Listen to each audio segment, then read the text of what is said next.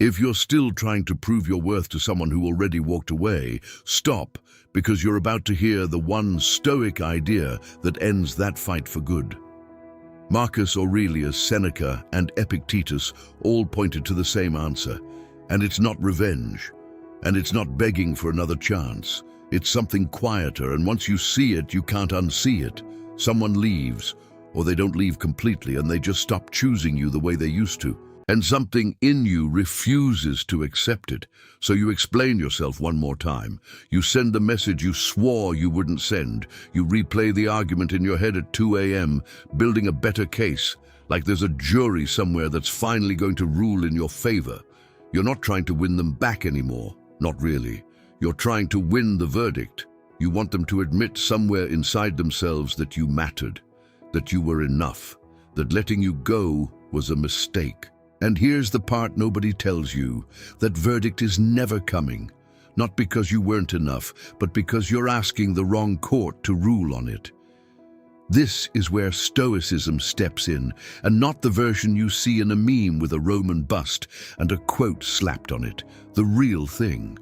A 2,000-year-old operating system for the mind, built by men who buried children, lost fortunes, and were exiled by emperors, and still found a way to stay whole. They had a name for what you're doing when you chase someone's approval. They called it giving away your soul's steering wheel. And once you understand why, you'll never hand it over the same way again.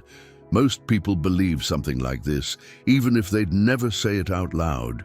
If I can just make them understand, they'll come back, or at least they'll finally see what they lost. It feels reasonable. It feels like closure. But look closer, and you'll notice it's not really about the other person anymore. It's about you needing permission to stop hurting. You've quietly decided that your peace is locked inside someone else's opinion of you, and the only key is their apology. Their regret, their "I was wrong," that's the trap, not the heartbreak itself. Heartbreak is human and no philosophy erases it. The trap is outsourcing your recovery to someone who's already shown you through their actions that they're not going to hand it to you. Epictetus, a man born into slavery who later became one of the most respected teachers in Rome, built his entire philosophy around one dividing line. He said there are things within our power and things outside it. Our judgments, our choices, our effort, our reactions, those are ours. Other people's opinions, decisions, and feelings about us, those were never ours to control, no matter how much we want them to be. When you chase someone who's chosen to walk away, you are, quite literally, spending your one finite life trying to control something on the wrong side of that line. And every minute you spend there is a minute you're not spending on the side you actually own.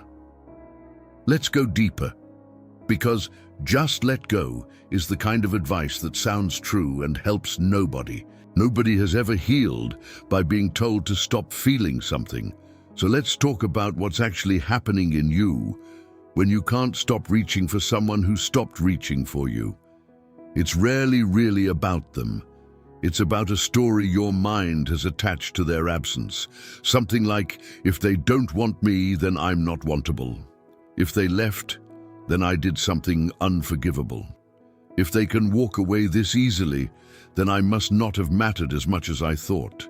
None of that is fact. It's interpretation. And this is the single most repeated idea across all of Stoic philosophy, from Epictetus to Seneca to Marcus Aurelius. It isn't the event that disturbs you, it's the meaning you assign to it. Marcus Aurelius, the most powerful man in the world at the time, sitting on the throne of an empire that stretched across 3 continents, wrote to himself, not for an audience, just in a private journal, that if he was distressed by anything external, the pain wasn't from the thing itself, but from his own judgment of it. And that judgment, he reminded himself again and again, was something he had the power to revise right now, in this moment. Read that twice. The most powerful man on earth still had to remind himself of this daily, because the human mind, no matter how much status or comfort surrounds it, defaults to the same wound. Something happened. Therefore, it means something terrible about me. Someone left you. That's the event. Everything after that, I'm not enough, I'll never find that again. I need them to admit I mattered. That's you narrating. And painfully, most people never separate the two. They live entirely inside the narration, mistaking it for reality. Maybe part of you is already pushing back. Isn't this just numbing myself? Isn't accepting it the same as pretending it didn't hurt? No. And this is where people misunderstand Stoicism the most. The Stoics were not emotionless. Seneca wept when his friends died. Marcus Aurelius wrote about grief with real, aching honesty. These were not men pretending to feel nothing. What they refused to do was let a feeling dictate their next 10 years of behavior. There's a difference between feeling something and obeying it. You're allowed to feel the loss completely. The ache, the anger, the confusion, all of it. What the Stoics would ask is simply this: does obsessively pursuing their validation actually reduce that pain, or does it feed it? Every time you check if they've seen your message, every time you scroll past their name, hoping for something, a like, a text, a sign, every time you rehearse the version of the conversation where they finally understand, you're not healing. You're reopening the wound on purpose, hoping this time it closes differently. It won't. Not through repetition, only through redirection. And here's the second objection people raise, quieter than the first. Isn't moving on and focusing on myself just giving up? It feels that way because our culture has taught us that love is proven through pursuit, that if you really cared, you'd fight for it, chase it, beg for it, prove it. But ask yourself honestly, has chasing ever once made someone choose you who had already decided not to? Has explaining yourself one more time ever changed a decision that was already made? Chasing someone who has let you go isn't fighting for love. It's fighting the truth, and that's a fight you cannot win because the truth doesn't negotiate. Here's a way to picture this that makes it easier to hold on to. Think of your mind as a garden. Every thought you keep returning to is a seed you're watering. Right now, the seeds you keep watering are things like, why wasn't I enough? And what if they never realize what they lost? And maybe if I just say one more thing, water those long enough and that's what grows. A garden full of thorns, tangled and choking out everything else you could be planting. Meanwhile, there are other seeds sitting untouched in the same soil. Discipline, growth, purpose, self-respect, new relationships, new versions of yourself, waiting for water they're not getting because everything you have is going toward the thorns. The Stoics understood something brutal but freeing. You don't get to choose what seeds land in your garden. Life throws all kinds of things at you: rejection, loss, betrayal, disappointment, but you always choose what you water. Every single day, that choice is entirely yours, untouched by anyone else's decision about you. So the question isn't, how do I stop feeling this? You will feel it regardless. That's not weakness, that's being human. The real question is, what are you going to water today? Let me tell you about someone real. Details changed, but the shape of the story is one you've probably lived yourself or watched someone else live. A man spends 2 years with someone he's certain is the person he's going to build a life with. Then, without the kind of ending you see in movies, no single dramatic betrayal, just a slow erosion, she leaves, quietly, almost gently, which somehow makes it worse because there's no villain to be angry at, just an absence with no clean explanation. For months, he does what most of us do. He writes messages he never sends. He mentions her name in conversations that have nothing to do with her. He builds, in his head, the perfect argument, the one that will finally make her understand what she gave up. He's not trying to get her back anymore, not exactly. He's trying to be understood. He wants the record corrected. And one night, exhausted from replaying the same argument for the 100th time, he realizes something that stops him cold. Even if she heard every word of that perfect argument, even if she agreed with every syllable of it, nothing in his life would actually change. He'd still be lying in the same bed, at the same hour, carrying the same ache. Her understanding him wasn't going to hand him back a single hour of peace. He was chasing a feeling that, even if he caught it, wouldn't heal anything. So he stopped. Not out of numbness, out of exhaustion, with a battle that had no finish line. He started running again, something he'd dropped years earlier. He picked up a language he'd always meant to learn. He started calling his brother back, actually calling instead of texting. None of it was about her. None of it was designed to make her jealous or make her notice. It was just him, quietly rebuilding a life around himself instead of around her absence. And here's the detail that matters most in this story. 8 months later, she reached out. Not because of some grand gesture.